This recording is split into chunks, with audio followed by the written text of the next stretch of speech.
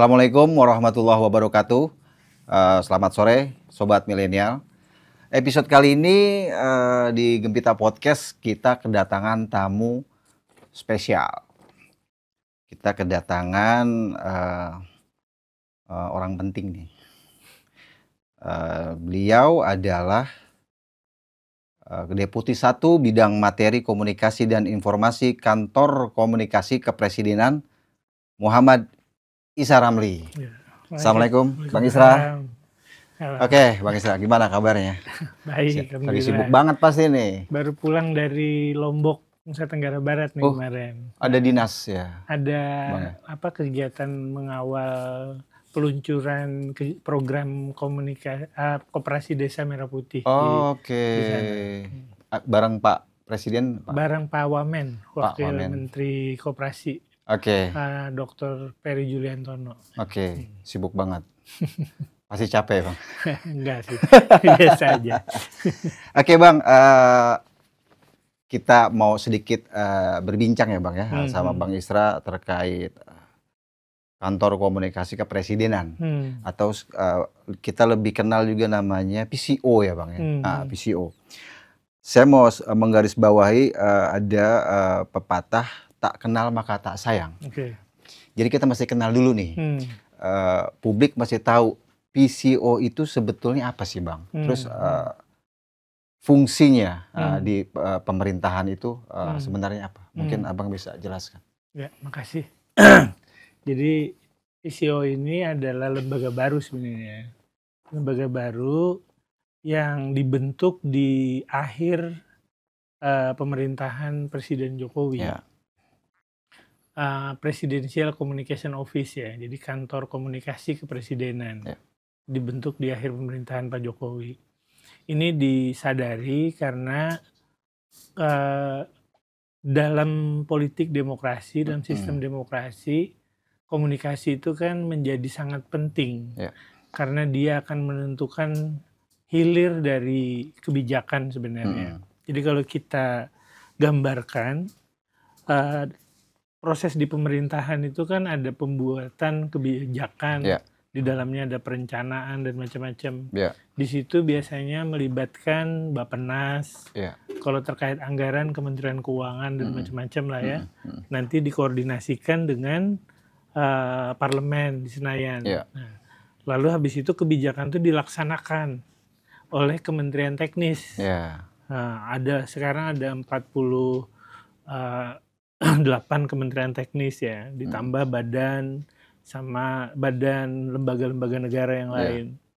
Dilaksanakan, kalau kebijakannya di bidang ekonomi seperti apa, di bidang hukum seperti apa, di bidang pertanian seperti apa, macam-macam kementerian tadi, politik, keamanan, macam-macam itu, baru kemudian kebijakan tadi dikomunikasikan. Jadi direncanakan, dibuat, dilaksanakan, dikomunikasikan. Dulu misalnya proses komunikasi itu ya juga sampai hari ini tetap dikomunikasikan. Pada level rencana dikomunikasikan, pada level pelaksanaan dikomunikasikan, pada tahap ujung juga di hilirnya juga dikomunikasikan. Nah, cuma bedanya kantor komunikasi sekarang ini bersifat kelembagaan sebenarnya. Jadi bersifat kelembagaan, kami kebetulan mandatnya itu adalah fokusnya itu bukan soal komunikasi kepresidenan harian, tapi komunikasi kebijakan strategis dan program prioritas. Karena terutama di zaman Pak Prabowo, begitu banyaknya program-program yang perlu dikomunikasikan dengan lebih baik, karena begitu besarnya program tadi, begitu luasnya dampaknya, sehingga perlu dikomunikasikan secara khusus. Jadi misalnya kasus satu kebijakan aja misalnya, kebijakan makan bergizi gratis. Bahkan untuk menjalankan kebijakan ini dibangun sebuah badan khusus, namanya Badan Gizi Nasional. Jadi saking besarnya ini harus ditata sedemikian rupa komunikasinya. Pelaksananya adalah MBG, kantor komunikasi membantu mengkomunikasikan MBG ini tadi, itu contohnya. Misalnya lagi yang kedua, misalnya program cek kesehatan gratis. Oke. Itu juga karena menyangkut seluruh rakyat Indonesia walaupun dilaksanakan secara 5 tahun, 285 juta itu. Nah itu juga harus diatur bagaimana strategi komunikasinya, bagaimana pentahapan komunikasinya, itu diatur. Sehingga kantor komunikasi ini yang membantu komunikasi kebijakan strategis tadi dan koordinasi dengan kementerian yang lain. Jadi ada, tidak semuanya dikomunikasikan oleh kantor komunikasi. Ada kementerian juga yang mengkomunikasikan. Terutama kalau itu menyangkut penjelasan-penjelasan yang sangat teknis, yang sangat teknokratik ya. Karena mereka yang lebih kompeten misalnya. Tapi ada hal-hal yang nanti kantor komunikasi membantu melalui tenaga ahli utama yang nanti akan tampil ke media, tampil ke publik melalui acara berkomunikasi dengan publik, komunikasi publiknya. Jadi intinya pemerintah ini ingin kebijakannya itu diketahui dan dipahami oleh rakyat. Ya, diketahui dan dipahami oleh rakyat, yang ujungnya itu adalah diharapkan rakyat itu mendukung pelaksanaan kebijakan tadi. Goalsnya itu. Jadi partisipasi publik, dukungan publik itu yang menjadi tujuan utamanya. Karena itu memang ini butuh lembaga, bukan orang per orang. Nah, jadi kantor PCO itu adalah sebuah lembaga. Pemimpinnya Pak Hasan Nasbi, itu kepala PCO namanya. Kepala PCO, kemudian di bawahnya ada 3 orang deputi. Deputi 1, deputi 2, deputi 3. Deputi 1 itu urusan materi dan komunikasinya. Deputi 2 urusan diseminasi penyebaran pesannya. Deputi 3 soal koordinasi dan evaluasinya. Selain itu di bawahnya ada tenaga ahli utama. Tenaga ahli utama yang membantu tadi mendiseminasi pesan-pesan tadi itu. Ada banyak tuh di sana, ada sekarang mungkin sudah 16 ya. Tenaga ahli utama yang membantu pelaksanaan itu. Di bawahnya ada tenaga ahli media, di bawahnya ada tenaga ahli muda, baru ada tenaga ahli terampil. Jadi itulah badan dari PCO sebenarnya yang membantu mengkomunikasikan kementerian dan lembaga yang sangat besar dengan berbagai macam programnya tadi. Saya kira itu. Clear banget ya yang disampaikan Bang Isra ini dari struktur atas sampai ke bawah di PCO. Nah, kita pengen tahu sedikit Bang Isra nih. Tadi udah nih PCO-nya nih. Sekarang kita pengen tahu sedikit soal Bang Isra nih. Siapa sih Bang Isra? Saya juga belum terlalu dalam nih tahu soal siapa Bang Isra ya. Nah, yang saya dengar itu Bang Isra tuh mengelola big data Pak Presiden Prabowo sebelumnya ya. Itu gimana Bang? Bisa ceritakan sedikit Bang. Jadi saya itu kan background-nya sebenarnya peneliti. Peneliti dan konsultan campaign sebenarnya. Kalau mau dispesifikkan lagi, konsultan komunikasi politik sebenarnya. Jadi bukan konsultan politik ansih, tapi konsultan komunikasi politik. Nah, sebagai peneliti, background saya itu adalah peneliti yang dulu sering melakukan survei-survei. Survei-survei, tapi sejak 2015 itu saya belajar hal yang baru. Dengan bantuan teman-teman, saya belajar soal bagaimana big data itu sebenarnya juga bisa menjadi tools baru untuk membaca situasi secara lebih cepat, real time, secara lebih presisi sebenarnya. Nah, dari situ kemudian kita coba gunakan kemarin untuk membantu proses kontestasi Pilpres 2024 kemarin. Polling gitu ya Bang ya? Bukan polling. Bukan apa? Jadi kalau polling itu kan dia pakai sampling juga ya. Betul sampling. Kalau big data itu bukan. Big data itu mengambil keseluruhan data yang mungkin untuk bisa diambil. Jadi dia mengambil seluruh data dengan bantuan teknologi informasi hari ini, namanya big data itu, dan langsung bisa disajikan secara real time. Itu butuh infrastruktur yang bagus memang untuk itu. Nah, itu kemarin, jadi selain survei yang bisa membaca situasi itu, sebenarnya big data itu bisa dipakai untuk membaca situasi. Bahkan jawabannya bisa lebih cepat dari survei. Misalnya hari ini ada kontroversi tentang kebijakan pemerintah di Raja Ampat. Lalu ribut tuh, Raja Ampat akan dieksploitasi gitu ya, untuk tambang nikel apa segala macam. Nah kalau survei kan tunggu waktu nih, nyusun instrumen survei, turun ke Raja Ampat, atau tanya ke masyarakat, paling cepat mungkin seminggu baru dapat jawabannya. Tapi kalau dengan big data, mungkin dalam waktu 2-3 jam juga kita dapat. Keren nih, kayak ChatGPT nih Bang ya. Jadi tapi jawabannya apakah serepresentatif survei? Belum tentu. Tapi paling nggak dia bisa membaca tren awal. Jadi misalnya di tren awalnya, oh ternyata ini diaktifasi oleh kelompok pencinta lingkungan. Oh yang rajin mengangkat isu ini pencinta lingkungan, itu dengan cepat diketahui. Jadi big data itu, karena big data itu dia kalau survei itu sumber informasinya itu masyarakat ya, yang dijadikan sampel, yang terpilih menjadi sampel. Kalau big data itu sumber informasinya media dan sosial media. Jadi sejauh media itu dia ada di internet, dia akan ketangkap sebagai data. Begitu juga di sosial media. Sejauh akun itu ada dan aktif di sosial media, dia akan ketangkap. Akan ketangkap dan oleh big data tadi dibaca dengan cepat. Ini misalnya ada orang isinya marah-marah, berarti sentimennya negatif, langsung ketahuan. Jadi gitu. Jadi cuma bedanya itu tadi, dia butuh infrastruktur teknologi yang besar. Keren banget nih Bang Isra nih, bisa membaca segala sesuatu di media dan sosial media gitu. Nah ini Bang, bukan banyak sebenarnya yang bisa seperti itu. Hari ini tuh, dulu sebenarnya gejala ini ada sejak 2014 lah ya, 2012. Dulu ada beberapa pihak. Cuma tadi karena ini menyangkut investasi besar di bidang infrastruktur, banyak yang kemudian tidak konsisten. Nah, saya kebetulan bergabung dengan teman-teman yang memang konsisten untuk membangun kapasitas itu di Indonesia. Kapasitas untuk itu. Siap. Oke Bang, kita agak loncat sedikit.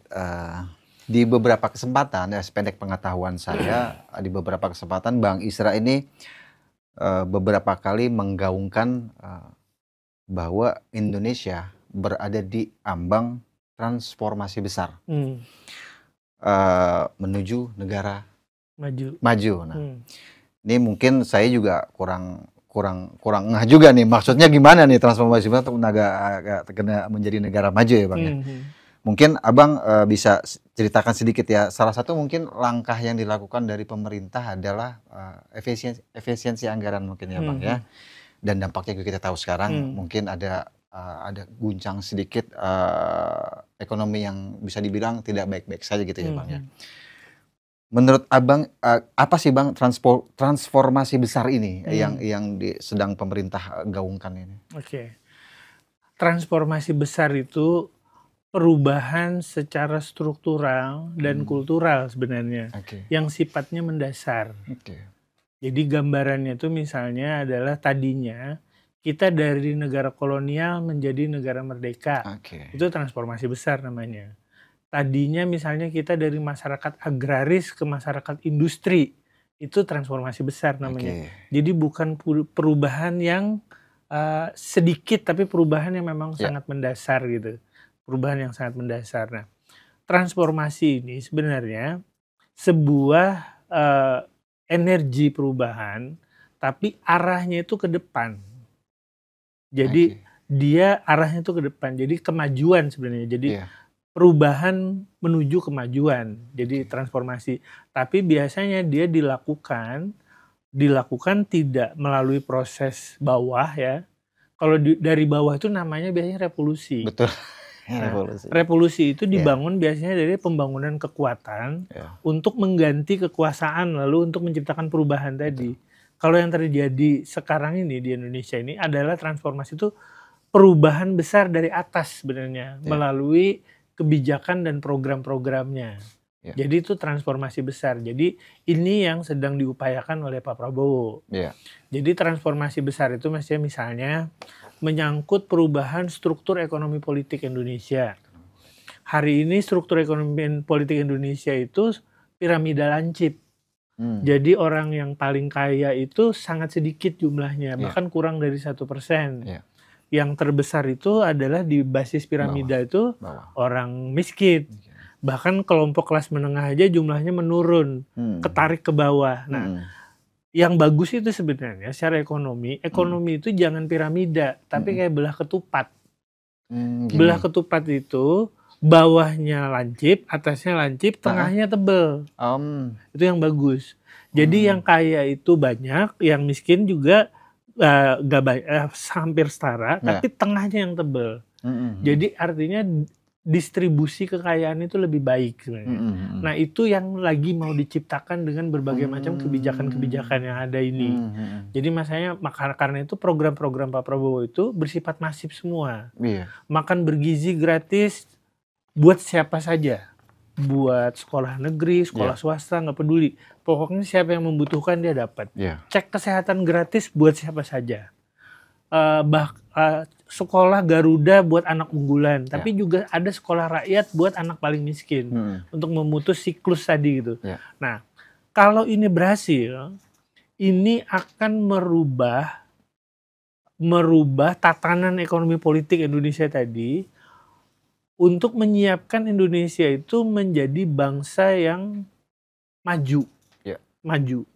Jadi bangsa yang maju, negaranya juga maju.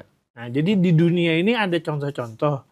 Ada bangsa yang maju, tapi negaranya nggak maju. Ada bangsa yang nggak maju, tapi negaranya maju. Begitu juga ada 4 variasi gitu. Ada 4 variasi. Saya contoh misalnya ya, Filipina. Filipina itu semua orang pada tahu. Orang Filipina itu sangat kompetitif di dunia pekerjaan. Itu bangsanya maju sebenarnya. Tapi negaranya nggak maju, ya kan? Betul. Nah, ada bangsa maju, negaranya nggak maju. Ada negara maju banget, transportasinya bagus, ekonominya bagus, tapi bangsanya itu belum maju. Misalnya kayak Brunei, negaranya maju tapi bangsanya biasa aja, nggak maju gitu. Nah, tapi ada bangsa yang bangsanya nggak maju, negaranya nggak maju.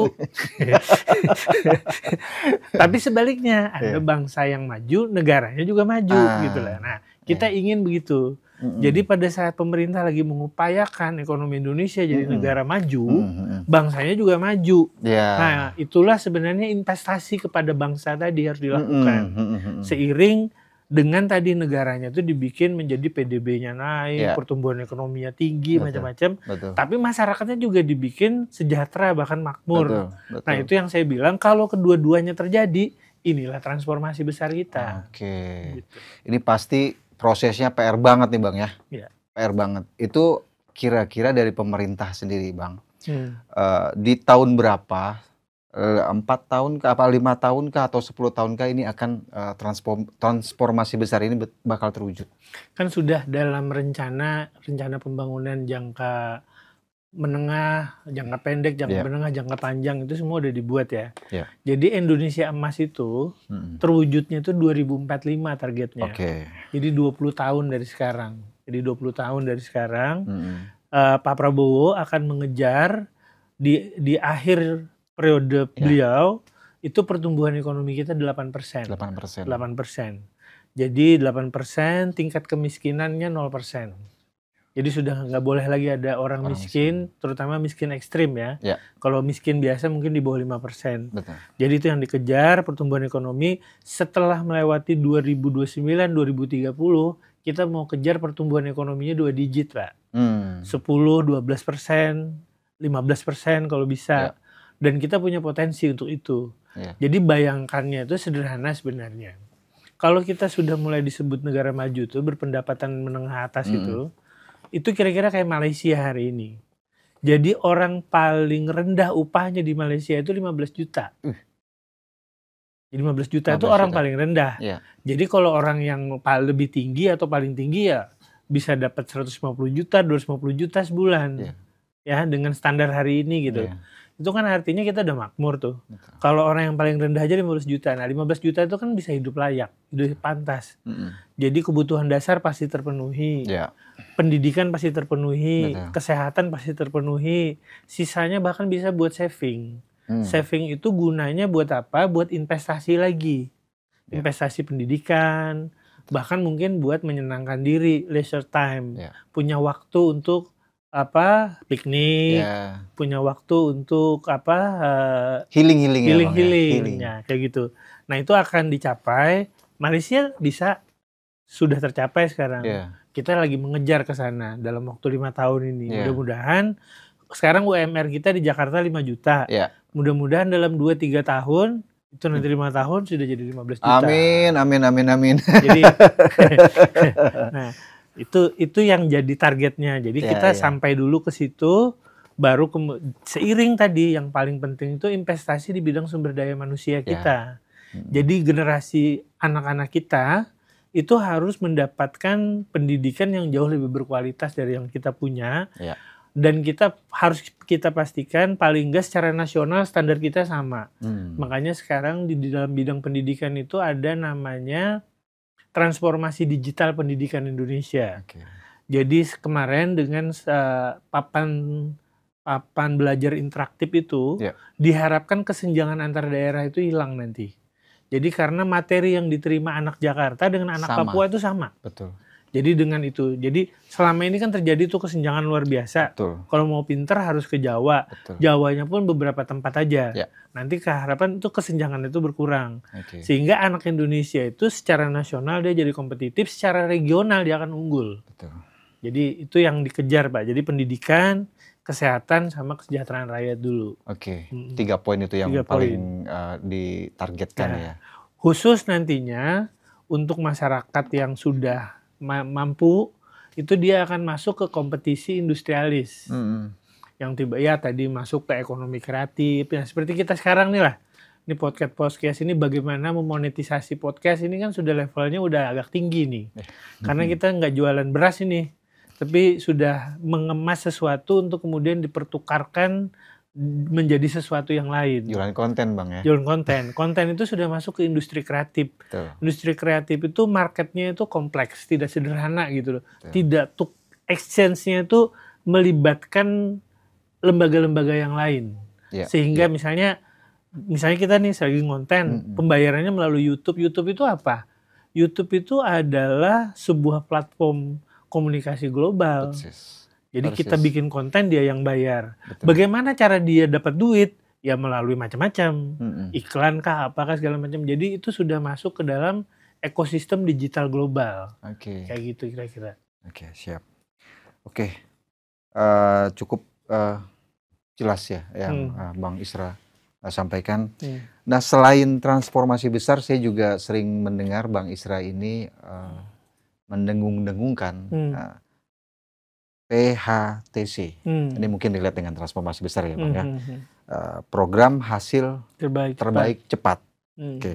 Itu kemarin saya cek ada beberapa, emang sudah ada yang ongoing ya Bang Isra ya. Itu di salah satu di Bogor ya Bang kalau nggak salah. Di SDN Cimahfar kalau nggak salah Bang. Itu dari salah satu PHTC itu. Sebenarnya PHTC ini publik pengen tahu nih Bang, termasuk saya Bang ya. Saya curious banget nih, apa sih PHTC ini? Terus goalsnya kemana sih dari program ini? Mungkin ya Bang bisa.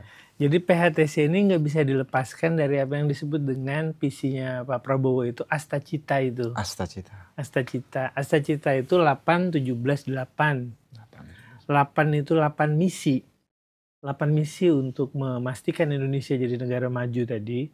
17 itu program prioritas. 8-nya lagi itu 8 hasil terbaik cepat tadi sebenarnya PHTC. Jadi semua itu cita-cita besar itu kan harus dimulai dengan langkah nyata yang cepat bisa dilihat hasilnya.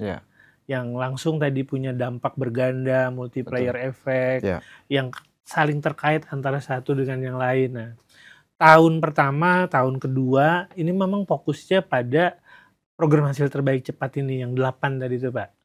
8 itu satu, memberi makan kepada anak Indonesia tadi, makan bergizi gratis itu untuk memperbaiki kualitas gizi anak Indonesia. Tapi dampak turunannya macam-macam. Jadi ini sebenarnya terjemahan dari lagu Indonesia Raya. Bangunlah jiwanya, bangunlah badannya. Jadi cuma pendekatannya agak dirubah sedikit, bangun badannya dulu baru bangun jiwa. Jiwanya ya. Sehat badannya dulu. Jadi sehat dulu, makan dulu segala macam. Jiwanya itu terkait dengan asupan mental intelektualnya nanti. Jadi bangun badannya, bangun jiwanya gitu. Nah, dari makan bergizi gratis ini, lalu kemudian ada efek-efek cepat yang terjadi. Anak-anak yang dapat makan bergizi gratis ini, semangat belajarnya, motivasi belajarnya jadi naik. Mereka pada hadir terus setiap hari ke sekolah itu.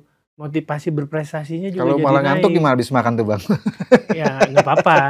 Berarti tadi kalau ada kekurangan-kekurangan orang per orang itu, tapi rata-rata yang kita pantau itu absensinya naik tuh. Oh, absensi. Karena mereka mengharapkan makan di sekolah. Habis itu prestasinya juga naik. Selain terutama tadi fisiknya membaik ya. Terus yang berikutnya itu ada intangible keuntungan-keuntungan yang tidak langsung. Tiba-tiba mereka karena sering makan bersama, solidaritasnya terbangun. Saling peduli antara satu dengan lain. Ngeblend gitu. Berbagi, ya, kayak gitu-gitu mental seperti itu. Lalu bisa ditertibkan. Makan bareng, bertanggung jawab terhadap sisa makanan dan macam-macam. Nah, ini adalah sebuah memori penting untuk anak bangsa ini.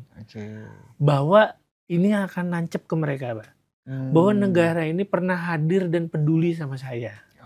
Itu nanti melahirkan nasionalisme baru itu. Akan melahirkan nasionalisme baru. Jadi anak yang dipedulikan kehidupannya oleh negara, dia lebih mudah untuk didorong untuk cinta sama negaranya. Itu satu. Dari PHTC ini, satu dapur itu kemudian dikelola oleh 3 orang SPPG, lalu kemudian menciptakan lapangan kerja buat ibu-ibunya yang sekitar 50 orang yang ikut kerja masak di sana. Jadi anaknya dikasih makan, ibunya dikasih pekerjaan. Ya kan? Menang banyak tuh. Bapaknya mungkin kalau dia petani, dia ikut jadi petani. Nah, dari situ aja udah menciptakan lapangan kerja besar banget. Nah, belum nanti lagi tadi pertaniannya maju, UMKM-nya maju, koperasinya maju, dan macam-macam multiplier efeknya. Itu baru dari satu program, MBG namanya. Nah, itu sudah bisa dilihat secara empirik sekarang. Sudah lihat bisa empirik, walaupun Pak Prabowo masih sedih beliau. Karena sering ditanya, kami kapan? Karena dari target 30.000 dapur ini baru terlaksana itu kurang dari 2.000 dapur. Makanya mau ada percepatan ini nanti. Agar dapur-dapur yang lain segera terwujud itu nanti. Nah, itu baru satu tuh. Baru lagi kedua ada CKG, itu juga multiplier efeknya luar biasa itu. Lalu kemudian nanti program 3 juta rumah itu juga multipliernya luar biasa. Macam-macam itu sampai 8 itu nanti sampai akhir tahun itu, Pak. Nah, kita harapkan tahun pertama ini kesejahteraan masyarakat membaik. Daya beli membaik di tengah tadi. Ada problem hari ini misalnya soal lapangan kerja. Nanti kita bahas tuh soal lapangan kerja seperti apa. Nah, ini jadi tantangan. Karena sebenarnya Indonesia kita hari ini tuh sedang dalam situasi yang tidak baik-baik aja. Dunia ini sekarang sedang shifting, sedang ada perubahan. Perubahan di level geostrategisnya. Berarti bukan hanya di Indonesia? Oh, bukan. Tapi global ya? Jadi ini tantangan global. Jadi tahun-tahun ini kalau bahasanya Bung Karno ini tahun Vivere Pericoloso namanya. Jadi tahun-tahun yang penuh tantangan dan bahaya sebenarnya. Kan mirip tuh kayak tahun 45 tuh. Tiba-tiba semua negara kolonial menyatakan diri merdeka. Sama seperti sekarang nih. Amerika yang tadinya dominan menghadapi tantangan dari Cina. Di bidang perdagangan bahkan Cina sudah melampaui Amerika. Lalu kemudian ada perang Rusia-Ukraina, ada perang India-Pakistan. Tapi kita kan bersyukur banget di Indonesia tidak ada perang. Bahkan elit Indonesia bersatu. Walaupun masih ada segelintir yang suka rame-rame itu. Tapi kita bersyukur banget. Kita tenang tuh, sekolah tenang, belajar tenang di Indonesia itu. Kenapa? Karena Indonesia itu dijagain, Mbak. Dijagain oleh Pak Prabowo dengan membangun persahabatan dengan semua negara. Australia baik, Malaysia baik, Singapura baik, dengan Cina baik, bahkan dengan Amerika baik, dengan Rusia juga baik. Makanya akhirnya kita bersyukur nih punya pemimpin yang mengerti arti geopolitik dan geostrategis ini, Pak. Iya. Saya agak tertarik tadi statement dari Bang Isra, ada gangguan-gangguan dari luar ya Bang ya, dari eksternal ya. Dari pihak PCO sendiri Bang, apakah ada instrumen untuk memprediksi potensi gangguan dari eksternal tadi terhadap pemerintah hingga akhir masa jabatannya Pak Prabowo nanti? Ya ini kayak seperti semacam fungsi intelijen gitu Bang Isra. Di PCO ada nggak sih perangkat seperti itu Bang? Jadi kalau itu nggak ada Pak. Kalau itu dikerjakan oleh lembaga yang memang bertugas itu. Kan ada BIN ya, Badan Intelijen Negara ya. Kalau kami itu tadi, kami memantau aja sebenarnya dari big datanya. Jadi misalnya ada kegiatan separatisme di Papua, sejauh dia menjadi aktivitas yang muncul di dalam big data, ya kita pantau itu Pak. Tapi secara lapangan ya itu bukan tugas PCO, itu tugas Badan Intelijen Negara untuk melihat itu. Jadi misalnya begitu misalnya ada masuk tiba-tiba narkoba dari mana gitu, anak muda Indonesia mau dirusak dengan disuruh jadi pecandu-pecandu nggak jelas itu. Nah itu tugas dari Dirjen Bea Cukai, tugas dari pihak keamanan untuk memantaunya. Tapi pada saat dia jadi berita, kita misalnya oh ada muncul berita di sini, berarti ini ada polanya nih sebenarnya berarti. Begitu juga tadi misalnya gangguan dari sisi ekonomi, oh ada permainan isu-isu apa yang dikembangkan untuk membuat orang tidak percaya dengan ekonomi Indonesia. Tidak percaya dengan bursa saham di Indonesia, indikasi-indikasinya bisa kita lihat.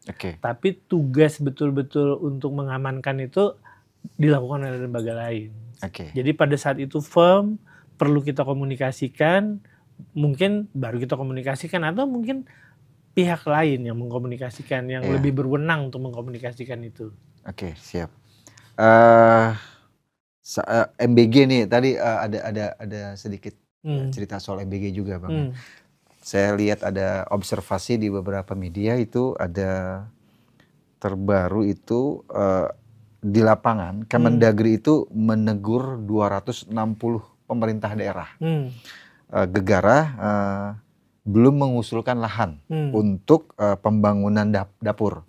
Satu itu. Kedua juga termasuk kecilnya serapan anggaran MBG yang baru mencapai 3 triliun dari anggaran 7 triliun ya. Itu gimana Bang? 71 triliun. 71 triliun, maaf. Ya tentunya itu kan bertahap ya, dilaksanakannya secara bertahap. Kalau dari keterangan BGN yang kita dengar, pelaksanaan MBG di tahap awal ini didasarkan kepada kesiapan dari mitranya. Mitranya siap, clear, segala macam, baru kemudian dia dilaksanakan di sana. Jadi karena ada standar-standar yang harus dipenuhi tadi. Jadi tidak bisa gerusa-gerusu juga. Jadi ada standar, ada prosedur yang harus dijalani. Nah terkait soal, sehingga tadi dari anggaran 71 triliun mungkin baru terpakai 3 triliun. Ya karena memang mereka harus mengikuti tadi. Mengikuti standar, mengikuti prosedur. Karena ini program yang mengelola duit yang sangat besar, jangan sampai terjadi fraud, jangan sampai terjadi tindakan korupsi yang tadi akhirnya membuat programnya menjadi tidak dipercaya. Itu harus dilakukan dengan prudent ya semuanya itu dengan baik gitu. Nah terkait soal partisipasi pihak lembaga-lembaga yang lain, kementerian-kementerian lain dalam MBG ini, itu banyak memang pihak-pihak yang diharapkan untuk segera ikut berkontribusi.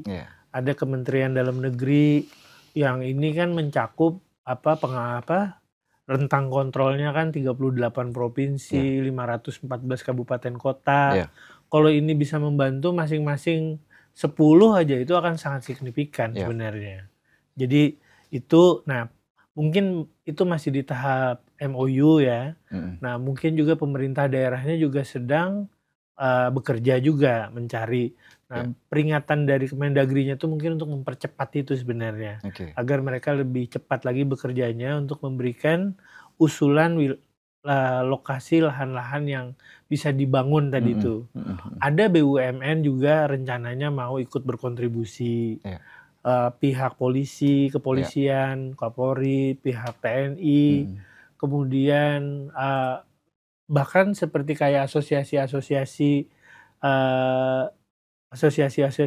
seperti Kadin itu juga mau ikut macam-macam, banyak ini. Jadi ini akan dikerjakan secara bersama-sama oleh berbagai pihak untuk itu bisa tercapai, terutama juga Kementerian Pendidikan Dasar dan Menengah. Itu juga mungkin akan menjadi sangat signifikan ya, karena penerima manfaat itu adalah anak didik tadi. Nah itu semua lagi dikoordinasikan, Pak.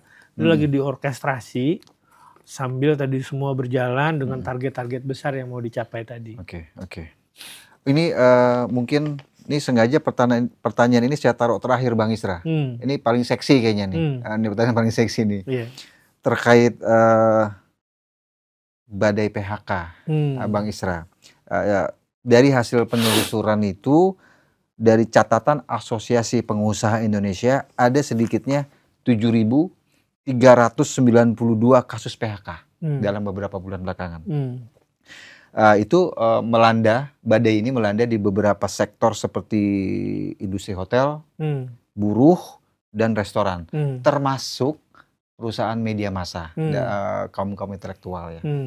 Nah, apakah ini ada kaitannya, Bang, dengan efisiensi anggaran yang dilakukan oleh pemerintah?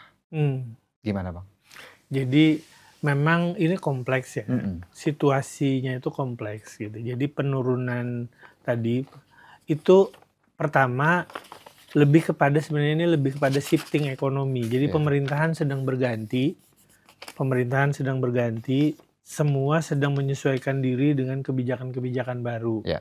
Jadi kemudian dunia yang tadi saya bilang juga sedang tidak baik-baik saja. Ada shifting cara belanja juga. Jadi hari ini misalnya kalau kenapa pasar kosong gitu, karena orang mungkin sekarang lebih suka belanja online daripada belanja secara konvensional tadi. Jadi hal-hal begitu. Nah, cuma kita nggak menutup mata. Memang manufaktur terutama pabrikan itu mengalami tantangan karena situasi dunia yang tidak baik-baik saja tadi. Ada penurunan permintaan dan macam-macam. Dan kemudian juga ada realokasi industri ada pindah, pergi dari Indonesia, pindah ke Malaysia, pindah ke Vietnam, pindah kemana-mana. Nah itu juga sama, sambil pemerintah lagi berusaha tuh membenahi untuk investasi yang lebih besar lagi di Indonesia. Tentunya ini akan berpengaruh ini. Jadi, nah yang paling penting dalam melihat PHK itu sebenarnya jangan hanya melihat PHK-nya, tapi lihat juga peluang kerja yang diciptakan. Sebenarnya perbandingannya itu jauh lebih banyak peluang kerja yang tercipta daripada PHK yang terjadi. Problemnya adalah orang yang terkena PHK ini kesulitan mengambil peluang kerja yang tercipta ini karena mismatch, tidak nyambung. Jadi keterampilan yang dibutuhkan di pekerjaan baru ini tidak dimiliki oleh pekerja lama ini gitu. Jadi mismatch seperti itu. Sehingga tantangannya itu memang melakukan pendidikan ulang, training ulang dan macam-macam. Nah itu yang nanti mungkin akan dibenahi lagi supaya nyambung nih. Nah, karena itu syarat-syarat yang diskriminatif terkait umur, terkait fisik dan segala macam itu mau dihilangkan supaya nanti tenaga-tenaga ini bisa nyambung. Nah, dan yang jangan dilupakan itu sebenarnya peluang kerja di dunia pertanian hari ini terbuka sangat lebar. Jadi dengan target-target swasembada pangan tadi, program-program pemerintah yang dilakukan oleh Kementerian Imigrasi itu ada namanya batalion pangan macam-macam itu dahsyat banget itu sebenarnya. Cuma masalahnya orang ini mau nggak kerja di mana aja. Jadi kebanyakan orang kerja itu masih pengen milih, saya mau kerja tapi di Jakarta, saya mau kerja tapi Jabodetabek, suruh kerja ke Maroke nggak mau, suruh kerja jadi itu problemnya. Jadi selain mismatch itu dia juga memilih lokasi kerjanya. Itu yang sebenarnya akhirnya nggak nyambung nih. Nah, makanya yang kita bisa harapkan itu adalah generasi baru. Generasi baru yang seperti sekarang yang direkrut dalam SPPI ini, Sarjana Penggerak Pembangunan Indonesia, itu mau ditempatkan di mana aja, salah satu perjanjiannya. Mereka dididik nanti di Departemen Pertahanan, dididik disiplin militer dan macam-macam, itu mau tuh ditempatkan di mana aja. Itu sarjana-sarjana dari perguruan tinggi seluruh Indonesia. Nah, itu yang nyambung tuh. Jadi menyambung. Nah, kalau yang tadi pasti dipikirkan tuh caranya tuh nanti, makanya sekarang pemerintah tuh selalu memberikan stimulus program agar mereka tetap terlindungi, tetap dibantu. Jadi pemerintah ini terus memikirkan gimana caranya memberikan bantuan kepada pihak-pihak yang menjadi dalam tanda petik korban dari kompetisi di zaman sekarang yang sangat berat ini gitu loh. Jadi ini ada kompetisi antar negara nih. Kompetisi antar negara pengen semua jadi negara maju segala macam. Kompetisi antar daerah, kompetisi antar apa. Tentu aja ada yang kalah pada dalam kompetisi itu. Nah, betul. Yang kalah itu yang harus dibantu. Negara hadir untuk itu sebenarnya. Makanya banyak program itu yang bersifat universal karena untuk membantu pihak-pihak tadi, kelompok-kelompok rentan tadi. Saya kira itu. Keren, bagus banget. Apa yang dari program-program Pak Prabowo yang disampaikan dari Pak Bang Isra ini bagus semua, dan kita berharap semuanya bisa cepat sesuai dengan PHCT ya Pak. PHTC. Ya, dengan PHTC semua bisa berjalan smooth, semua bisa berjalan cepat dan bisa dirasakan oleh rakyat Indonesia. Terima kasih banyak Bang Isra, pencerahannya ini bagus banget. Next kita akan ketemu dalam diskusi yang lebih dalam lagi dan lebih supaya publik semuanya tahu bahwa apa yang dilakukan Pak Presiden ini memang untuk rakyatnya. Pemerintah ini sedang bekerja keras. Jadi saya mungkin terakhirnya nyampaikan. Jadi kita tuh beruntung memiliki presiden yang sangat memahami ekonomi, yang sangat memahami politik dan sangat memahami geostrategis tadi. Nah, jadi dan lebih dari itu, yang hatinya memang untuk rakyat. Jadi kita memiliki presiden yang punya gagasan besar dan rencana teknokratik yang luar biasa bagusnya. Tantangannya ini adalah pada pelaksanaan, Bang. Nah, kita bantu, mudah-mudahan dukungan rakyat tetap besar agar ini tetap cepat menjadi terlaksana, lalu semua kebaikan itu menjadi mudah untuk dilihat secara kasat mata. Secara kasat mata. Jadi saya misalnya kasih contoh, ada sekolah Garuda. Sekolah Garuda itu dibikin nanti untuk anak-anak berbakat, supaya anak berbakat di Indonesia itu tidak sia-sia. Unggulan ya Bang ya? Karena ada ekosistem yang menopang mereka. Tapi supaya kemudian adil, masyarakat miskin itu juga akan dibikinkan sekolah rakyat. Sama-sama sekolah berasrama ini, sama-sama full beasiswa ini nanti. Jadi kalau ini segera terlihat nanti, itu akan rakyat akan melihat betapa di Indonesia itu negara betul-betul serius membangun kualitas sumber daya manusianya sebenarnya. Saya kira itu. Oke, terima kasih Bang Isra, terima kasih banyak. Sampai ketemu lagi di lain kesempatan. Semangat terus Bang Isra. Ya, makasih. Thank you.